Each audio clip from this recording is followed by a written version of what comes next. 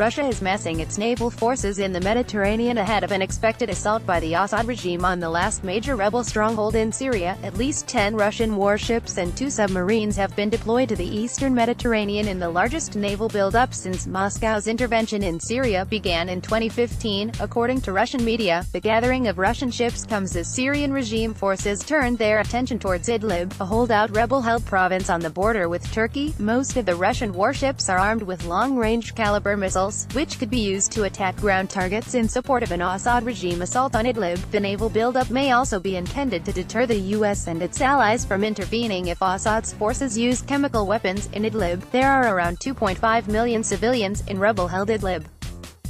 Omar Hajkador, AFP, Getty Images. John Bolton, the U.S. National Security Advisor, warned last week that the U.S. would respond very strongly if the Syrian regime used chemical weapons again. Days later, Russia's defense ministry claimed it had evidence that jihadists in Idlib were planning to stage a chemical weapons attack in order to trick the Western into carrying out strikes against the regime. The Russian buildup in the Mediterranean comes as Russia announced plans to hold its biggest war games in 4 decades next month. Sergei Shoigu, the defense minister, said the East 2018 exercise will take place in central and eastern Russia in September and will involve almost 300,000 troops, over 1,000 military aircraft, 2 of Russia's naval fleets, and all its airborne units. The defense ministry said the exercise would be the biggest since the Soviet Union's West 81 exercise in 1981.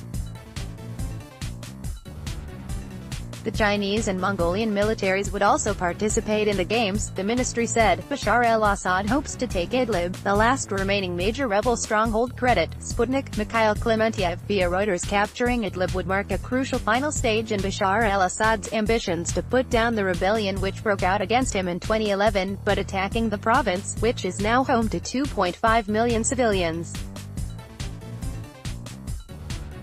Many of them displaced from other areas, is likely to be more complex than previous assaults. Russia is concerned about preserving its partnership with Turkey, which is deeply worried that an attack on Idlib will send millions of refugees heading towards its border. The Russian Defense Ministry said Tuesday it was in contact with rebel groups in Idlib to discuss the possibility of a negotiated surrender.